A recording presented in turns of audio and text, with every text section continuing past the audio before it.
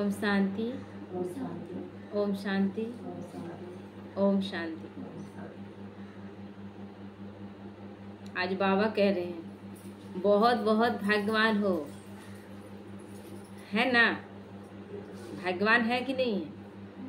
हमसे ज्यादा भाग्यवान कोई है जिसको भगवान मिला? अनेक प्रकार की मेहनत से छूट गए। कितना मेहनत किए? भक्ति कुमार का मेहनत याद है ना? कितना व्रत, कितना त्योहार, कितना तीर्थों में भटके, क्या नहीं किए। तो बाबा सारे मेहनत से छुड़ाकर घर बैठे परम धाम की यात्रा करा रहे। तीर्थों की यात्रा में जाते थे, शरीर द्वारा कितना तकलीफ होता था ना? होता था ना माता जी? आप तो इतना घूमते हैं कि आपको सब पता है। लेकिन बाबा घर बैठे परम धाम की यात्रा रोज करा रहा है। ये कौन करवा सकता था? पता ही नहीं था किसी को। कराता कौन? बताता कौन? दुनिया वालों को समय कराएगा और समय पर मजबूरी से करेंगे, है ना? अभी भगवान श्रीमत दे रहा है तो बोला नहीं, इसमें तो जुड़ ही नहीं सकते हैं, इसमें जुड़ने से बहुत सारी चीजें छुड़ा दी जाती है। लेकिन आप जुड़ नहीं रहे, आपको लग रहा है, आपको जोड़ा ही नहीं जा रहा है। आप सोच रहे हैं कि हम नहीं जुड़ रहे, आपको जोड़ा ही नहीं जा रहा है, आपका टाइम है ही नहीं। लेकिन सबका टाइम आएगा, आना यहीं पर, आना यही है। तो इसीलिए भगवान कहते हैं उस समय उसको मजबूरी कराएगा। आप जैसे बीमार पड़ गए, बीमारी ऐसा आ गया कि सादा खाना खाना है, तब तो आप स्वीकार करेंगे ना। कोई बोल रहा था तो नहीं, अच्छा नहीं लग रहा था, गलत लग रहा था, लेकिन अब क्या करेंगे? तो वो मजबूरी में जो हुआ उसका फायदा है, रिटर्न है? कुछ भी उसका कोई रिटर्निंग नहीं है। और जब भगवान कराएगा उसका रिटर्निंग।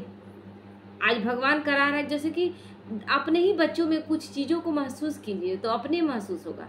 आपका 2 बच्चा है, एक है जो आपके अनुसार बहुत अच्छे से चल रहा है, पढ़ाई कर रहा है, सब चीज में ध्यान दे रहा है। उसके बाद वो कोई डिमांड रखता है आपसे कि ये चीज हम लेंगे, तो आप प्यार से उसको लेकर देंगे ना।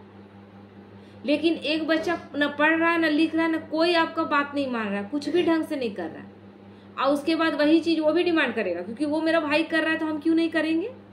वो ये नहीं देख रहा है कि उसके अनुसार हम चल रहे हैं कि नहीं, हम माता पिता का कद्र कर रहे हैं कि नहीं। वो चीज नहीं देखेगा। उसको मिला, हमको नहीं मिला, क्योंकि अभी दुनिया क्या है, हक के लिए लड़ती है ज्यादा। अधिकार चाहिए, कर्तव्य निभाए कि नहीं निभाए, अधिकार सबको चाहिए। तो वैसे बच्चे को देना चाहेंगे। अब वो बच्चा बोलेगा नहीं देगी तो खाना ही नहीं खाएंगे, तो आप क्या करेंगे? उसको देंगे, लेकिन प्यार से देंगे क्या? प्यार से तो नहीं देंगे। अंदर से क्या रहेगा कि ऐसा मजबूर कर दिया कि देना पड़ रहा है। तो बाबा के बच्चों को साथ ऐसा हो जाएगा ना कि आना तो सबको यहाँ पड़ेगा ही, और ऐसा स्थिति बाबा के बच्चों की मजबूरी होगी, बाबा की कोई मजबूरी यहाँ नहीं रहेगी। ऐसी मजबूरी हो जाएगी कि आपको श्रीमत पालन करना पड़ेगा, क्योंकि महाकाल जब वो आया है और वहां जाने के लिए हम सबको पावन बनना ही है। तो जो जो श्रीमत है उसको तो सबको पालन बाबा कराएगा, क्योंकि बिना पालन कराए, बिना पावन बनाए वो ले नहीं जा सकता है, और जाना सबको है। तो विश्व की 800 करोड़ आत्माओं को अंतिम एक समय में रियलाइज होगा कि भगवान आया हुआ है, और उस एक समय, 1 सेकंड का समय में भी, 1 मिनट के समय में भी जो वो महसूस करेगा, उस एक पल में उसमें वो भावना आएगा, तब वो शरीर छोड़ेगा। भगवान को बिना पहचाने कोई नहीं जाएगा। भगवान आए हैं ये सबको रियलाइज होगा, तभी जाएंगे। तो इसीलिए, और जो 33 करोड़ बाबा के बच्चे हैं वो जिस तरह नंबरवार पुरुषार्थ अनुसार जैसे भी करेंगे, लेकिन श्रीमत का पालन करेंगे, कोशिश करेंगे, तो उस अनुसार नंबरवार आएंगे। बच्चों को बाप समय के पहले तैयार करते हैं, और बाप की मोहब्बत से करते हो। मजबूरी से तो हम लोग नहीं करते। मजबूरी से करते हैं क्या? हम लोग को कैसा मजबूरी? बाप नहीं मिला था तो जीवन इतना भारी था, जीवन में कोई बात ही नहीं था। जीना कहते किसको ये भी पता नहीं था। तो बाबा कहता है समय से पहले बाबा कराएगा, और वो बच्चे बाबा की मोहब्बत में करेंगे। अगर मोहब्बत से नहीं किया, वो थोड़ा किया, तो क्या होगा, मजबूरी से फिर करना पड़ेगा। बाबा के बच्चों के साथ भी ऐसा ही है, अगर नहीं करेंगे तो सजा खा कर करेंगे, तो वही जो है ना कि सजा खा कर जाएंगे तो आपको ऊंचा पोस्ट नहीं मिलेगा। जैसे यहाँ भी लौकिक जीवन में भी जो जेल कर होके आता है वो कितने भी बड़े पोस्ट में हो, लेकिन लोग क्या कहते हैं, अरे जेल खट के तो आया है, एक दाग लग जाता है, तो वो दाग लेकर जाएंगे तो एक ऊंचा पोस्ट नहीं पाने सके। तो धर्मराजपुरी से हमें कोशिश करना है कि हम गुजर के न जाए। बाबा यही सारा जितना हिसाब किताब है चुकतू हो जाए। तो बेहद का वैराग्य धारण करना ही होगा, लेकिन मजबूरी से करने का फिर फल नहीं मिलता। जो कष्ट से सह के किए, एक ऐसा परिस्थिति आ गया कि करना ही पड़ा, उसका फल आपको नहीं मिलेगा। मोहब्बत का प्रत्यक्ष फल भविष्य फल बनता है, और मजबूरी वालों को कहाँ से क्रॉस करना पड़ेगा, धर्मराजपुरी से होकर गुजरना पड़ेगा। क्रॉस मतलब क्या हो गया, कैसे क्रॉस में लटका दिया गया था ईसा मसीह को, कितना कष्ट से जान गया होगा, तो वैसे कष्ट से होकर जाएंगे तो उसका प्राप्ति होगा। क्रॉस करना भी क्रॉस चढ़ने के समान है। जिस तरह इस लटका दिया गया था ना, वैसे चढ़ने के, फांसी में लटकने के बराबर है, जो धर्मराज की पुरी से होकर जाएंगे।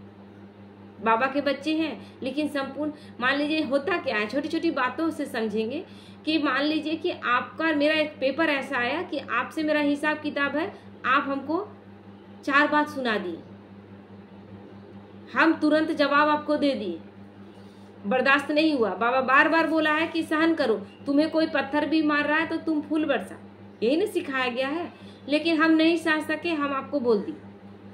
तो वो जो परिस्थिति था वो उसमें कट जाता। और बाबा उन बच्चों से बहुत खुश होता है जो क्लास सुन रहे थे।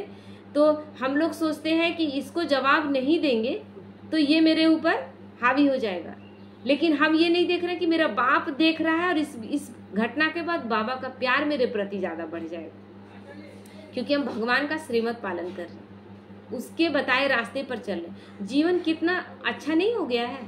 पहले क्या था कि कोई बोलता था कोई बात, तो उसका जवाब नहीं दे पाते थे तो दिन भर डिस्टर्ब रहते थे कि वाजिब जवाब नहीं दे पाए, लगता हाँ नहीं दे पाए तो फिर और जानते हजारों बार संकल्पों में जवाब दे देते थे।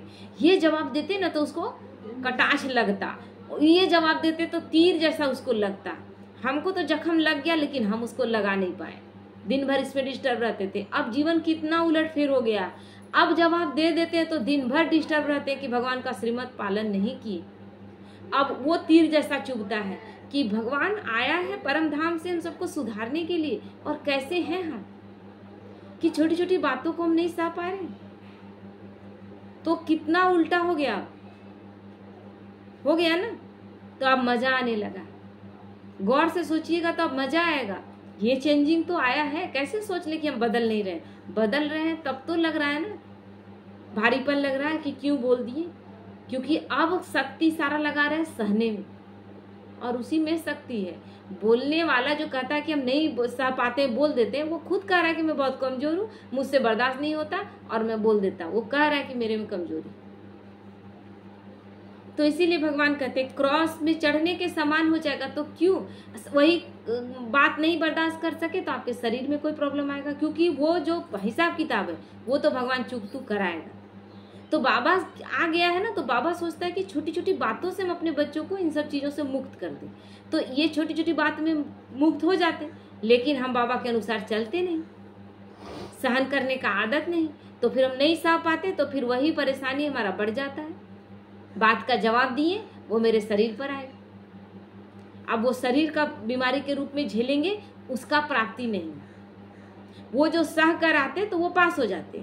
यहाँ 2 चीज हुआ, एक तो आप फेल हुए, नंबर नहीं लिखा है आपका, और वो तो हिसाब किताब तो चुकतू कराएगा ही, 1% भी वो छोड़ेगा नहीं, क्योंकि वो करा रहा है क्या, हम जो दे कर आए हैं वो वापस रिटर्न मिलेगा। अब भगवान इसमें सिर्फ इतना करता है कि गार्जियन है, अब वो आ गया है तो मेरे बच्चे आपस में लड़ के तू मैं करके मर न जाए, इसलिए वो मीडिएटर बन के आया, सब चीजों को आसान कर दिया। 4 बात अगर भाई भाई में एक बार भाई बोल ही दिया तो क्या दिक्कत है। भाई भाई मतलब आत्मा भाई भाई। मेरे बच्चे को शरीर में कष्ट आएगा, उससे अच्छा अगर बातों से निपट जाता है तो वो निपटा रहा है, गलत कर रहा है क्या। तो क्या पसंद है आपको? बाबा पूछ रहा है, सूली पे चढ़ना पसंद है कि आराम से क्रॉस करना पसंद? मोहब्बत से करेंगे? बाप दादा कभी किनारों की लिस्ट सुनाएंगे, किनारों को कौन कौन सा किनारा पकड़ के, यानी बहाना बना करके, और हम कहते हैं कि ऐसे नहीं ऐसे हो गया। ऐसे तो जानने में होशियार हो, रिवाइज कराएंगे, लेकिन बाबा बोल दिया उसी समय कि कराएंगे, क्योंकि बाप दादा तो बच्चों की हर रोज की दिनचर्या जब चाहे तब देख सकते हैं। दिन भर हम क्या कर रहे हैं, कितनी देर तक हम सोए, कितनी देर तक जगे, कितनी देर तक हम टिकटॉक वीडियो देखे हैं, कितने देर तक व्यर्थ बातचीत किए हैं, कितना फालतू का फोन में गपशप किए हैं जिसमें भगवान नहीं है ना। बात भी कर रहे हैं फोन में तो बाबा क्या कहता है, 2 मिनट किसी से हाल समाचार पूछने के बाद बाबा का लाइन जोड़ते जाओ, उसमें बात अपने आप खत्म हो जाएगा। आगे सुनने वाला ज्यादा सुनेगा ही नहीं, तो ज्यादा बहस भी नहीं करना पड़ा, और आप जितना बोले बाबा भगवान का ज्ञान बोले। तो बाबा तो सब देखता है, एक एक को देखने का सारा दिन धंधा बाबा नहीं करते हैं। 800 850 करोड़ करीब आत्माएं हैं, एक एक को भगवान कितनी देर तक देखेगा? उसका स्क्रीन इतना बड़ा है कि वो सब कुछ देखता है और आराम से देखता है किसका संकल्प क्या चल रहा है, नहीं चल रहा है। साकार ब्रह्मा बाप को देखा, उनकी नजर स्वतः ही कहाँ पड़ती थी? ब्रह्मा बाबा का इतना नजर तेज था, इतना नजर तेज था ना कि कितना पत्र आता था, बहुत सारा पत्र आता था मधुबन में। बाबा को लिखा जाता था बहुत सारा पत्र। अभी तो हम लोग जाकर कुटिया में पत्र लिखते हैं, डाल देते, और वैसे देश विदेश से पत्र जाता था। पूरा पत्र में बाबा क्या देखता था कि लाइन में कौन सा, लाइन में कहाँ बच्चे की कौन सी कमजोरी दिख रही है, उसको पकड़ते थे। इतना महीन नजर था, रहेगा ही जो हीरे का पारखी रहा है। एक कोई भी हीरे का जौहरी जो हर एक चीज को, मतलब एक नकली असली का पहचान कर जानता है, उसको कितना महीन नजर होगा। तो बाबा कहता है, चाहे आपका पत्र हो, चाहे पोता मेल हो, चाहे कोई चाल चलन हो, किसी का चाल चलन जो सामने बच्चे दिख रहे हैं उनका भी, चाहे कोई 8 पेज का पत्र हो, कोई 8 पेज का लंबा लंबा पत्र लिखा हुआ है, लेकिन बाप की नजर कहाँ पड़ती? जहां डायरेक्शन देना होगा, जहां लगेगा कि इस लाइन में। कितना छोटी छोटी बातों को पकड़ते हैं। वरिष्ठ जो दादियां थी ना, जानकी दादी आई हुई थी और एक बहन कुछ क्वेश्चन पूछी थी गीता दीदी से, बोले जानकी दादी से ये प्रश्न का उत्तर हमको चाहिए। कहीं और से कोई मीडिया का कोई थी, तो बोली ये पत्र का जवाब हमको चाहिए। तो बहुत बिजी थी तो टाइम नहीं मिला, और बोली कि थोड़ी देर के लिए हम हट गए। तब तक दादी उठ गई थी, और उठी तो सीधा फ्लाइट पकड़ के लंदन चली गई। अब जवाब कैसे मिले? तो एक जानकी दादी के साथ जो बहन रहती थी, उस बहन को लिख के भेजी, लेटर लिख कर भेजी, एक मैसेज की उसको कि सुपर बिजी थे इसलिए नहीं बातचीत हो पाया, और दादी से ये प्रश्न नहीं पूछ पाए, इसलिए ये प्रश्न का जवाब ले लीजिए। अब दादी को देखिए कितना पूरा पत्र, 2 लाइन का पत्र है, उसमें सुपर बिजी, वही पकड़ ली। बोली कि तुम पत्र भेजी थी हमको? बोली नहीं दादी, आपको तो नहीं, बहन को भेजे थे। बोले उसमें तुम क्या लिखी थी? अब एक एक जो वर्ड बोल रहे हैं ना, उसका बहुत ध्यान रखना है, क्योंकि हम विश्व के मालिक बन रहे हैं। हमारे पीछे सारी आत्माएं, ये सोचना है हर वक्त। बाबा क्या बोला? विश्व स्टेज में हम हैं, तो हम जो बोल रहे हैं वो लोग फॉलो करेंगे। तो हम ही कह रहे हैं कि इतना बिजी है, इतना बिजी है, सुपर बिजी है। ये वर्ड यूज नहीं करना था। 2 वर्ड यू पकड़ी, पूरे 2 लाइन में 2 वर्ड पकड़ी। अब बोली उसके बाद हमको लेक्चर दिया गया, कम से कम आधे घंटे समझाया गया। तो हम लोग दिन भर में दिनचर्या में कितनी बार बोलते हैं बहुत बिजी हैं, मेरा एकदम फुर्सत ही नहीं है, मेरे पास बहुत काम है, क्या क्या बोलते। तो बाबा कहता है, बाबा बस वही चीज को देखता था जहां डायरेक्शन देना रहेगा। तो बाप दादा देखते भी सब हैं, लेकिन नहीं भी देखते हैं। बाबा देखता सब कुछ और नहीं भी देखते। कहने का मतलब जहां उनको लगता है कि हमको डायरेक्शन देना, वहां दे लेते हैं। आप पूरे 8 पेज के पत्र में जहां कोई जरूरी नहीं था, वहां कुछ नहीं देख कर भी नहीं देखे। तो जानते भी हैं, नहीं भी जानते। बाबा सबको जान रहा है, जानी जाना ना हार वो है, लेकिन क्या हमारे कभी भी कर्मों में इंटरफेयर आके किया? द्वापर से हमारे कैसे कर्म है भगवान ने कभी इंटरफेयर नहीं किया। हमारे संकल्प कैसे चल रहे हैं वो भी इंटरफेयर नहीं, क्योंकि ड्रामा में ये नूंद है ही नहीं। ड्रामा फिक्स है, सतयुग त्रेता द्वापर कलयुग। सतयुग से ही हम जैसे ही सतयुग में प्रवेश करते हैं ना, सीढ़ी क्यों दिखाया गया, 84 सीढ़ी दिखाया गया ना, यानी फर्स्ट जन्म से ही एक एक सीढ़ी नीचे उतरते हैं। लेकिन इतना माइनर रहता है कि उस समय समझ में नहीं आता है, क्योंकि घर आप बनाए हैं तो घर तो एक एक दिन पुराना हो रहा है, लेकिन शुरू के 6 महीने में उतना पुराना नहीं लगता, साल होते होते में बहुत पुराना दिखने लगता है। तो उसी तरह जैसे नीचे उतरते हैं तो एक एक सीढ़ी हम लोग नीचे उतरते है ना। तो एक एक सीढ़ी जब हम नीचे उतर रहे थे, जब द्वापर हम आते हैं, भगवान अगर हमारे संकल्पों में इंटरफेयर करता, यानी नीचे उतरे क्यों, कोई ना कोई संकल्प चला होगा, तो भगवान वहीं पर टच करता कि ये संकल्प मत चलाओ। अब अगर भगवान उसी वक्त टच कर लेता, भगवान उसी वक्त बोलता है ये ऐसा संकल्प मत चलाओ, तो लोग तो संकल्प बुरा नहीं चलाते और फिर सतयुग कभी बदलता नहीं। लेकिन ऐसा होगा कि भगवान एक बार हमें वो दुनिया बना के दे देता है, उसके बाद फिक्स्ड है कि सतयुग, सत का युग, त्रेता यानी थोड़ा सा त्रुटिपूर्ण युग, द्वापर यानी 2 पैर 2 भाग में बढ़ जाता है धर्म और हमारी जिंदगी, है ना, और उसके बाद कलयुग, कलह कलेश का संपूर्ण ग्लानि का युग। तो ये फिक्स है। तो भगवान कहीं इंटरफेयर हमारे कर्मों में नहीं करता, वो बना कर दे देता है। उसके बाद धीरे धीरे एक एक सीढ़ी हम नीचे उतरते उतरते अब उस स्टेज में पहुंचे हैं जहां हमारे अंदर कोई शक्ति नहीं बची थी। तब भगवान फिर आता है और फिर हमें उसी तरह तैयार करता है।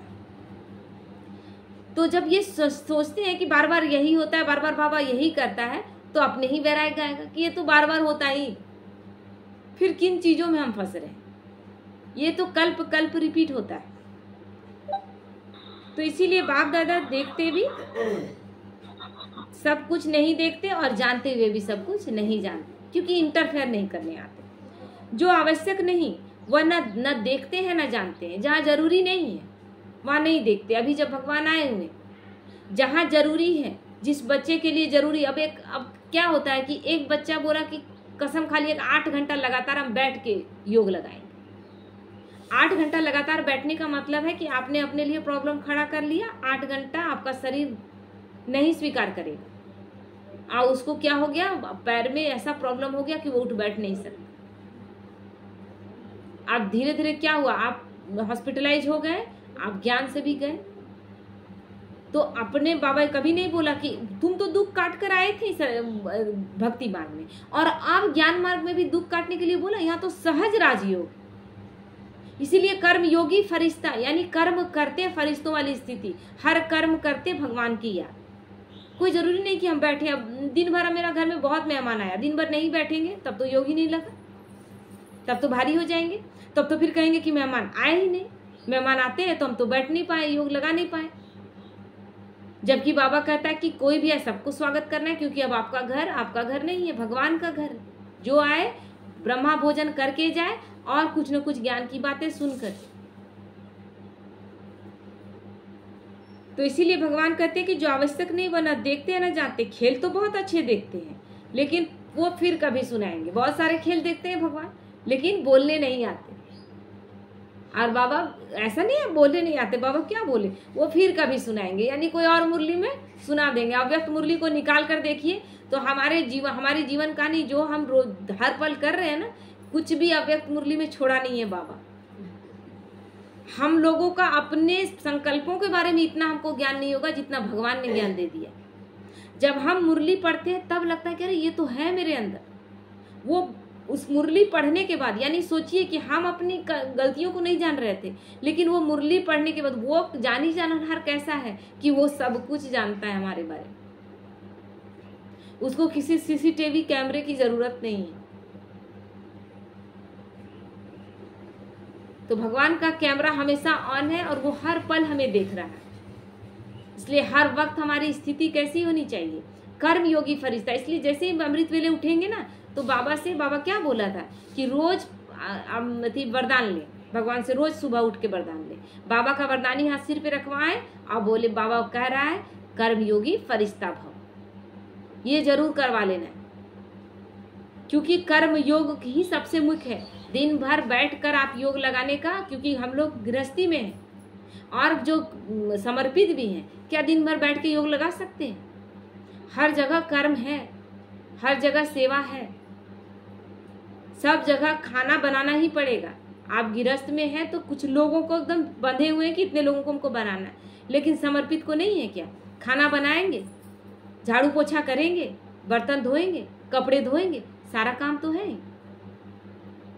इसीलिए कर्म योगी वाली स्थिति, हर वक्त कर्म करते, हल्की स्थिति कि मैं फरिश्ता हूँ और इस तन का आधार लेकर मैं ये कार्य कर रही हूँ, मैं अवतरित हुई हूँ इस धरा पर। मैंने भी अवतार लिया, केवल भगवान ने अवतार नहीं लिया, हमने भी अवतार लिया उसी दिन जिस दिन हमने भगवान पर निश्चय किया, जिस दिन हमने भगवान को पहचान लिया, उस दिन से हमारा भी अवतार हुआ। तो अब उसका संपूर्ण श्रीमत पालन करते हुए जाना, ये नहीं कि कौन देख रहा है, भगवान देख रहा है। और उस अभी बाबा का मुरली सुनते जाएंगे ना तो आपको समझ में आता जाएगा, वो सब कुछ देख रहा है, सब कुछ जान रहा है और कुछ भी छुपा हुआ नहीं रहेगा। उससे छुपा हुआ रह सकता है क्या? कहते हैं कि ब्राह्मण परिवार जो है वो शीशे का महल हो जाएगा एक समय में।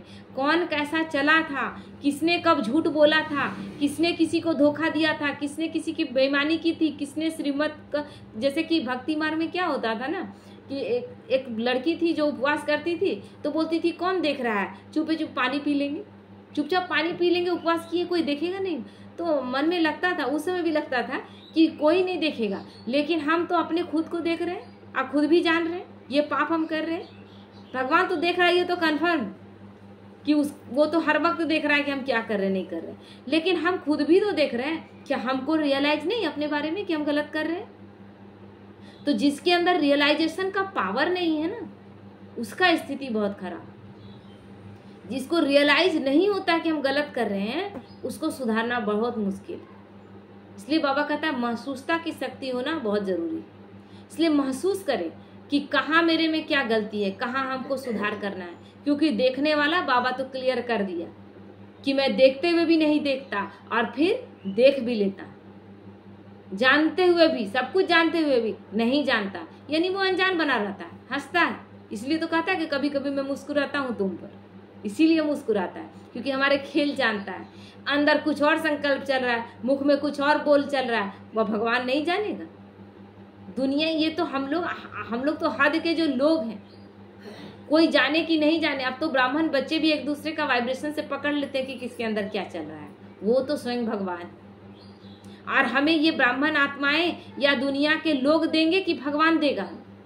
हमारे कर्मों का रिटर्निंग, हमारे कर्मों की रिटर्निंग हमें मिलेगी और वो किसी मनुष्य आत्मा से नहीं मिलने वाली। जैसा हम कर्म करेंगे ऑटोमेटिक हमको मिलेगा, झूठ सच बोलेंगे तो वैसा ही हमको प्राप्ति भी होगी। ओम शांति।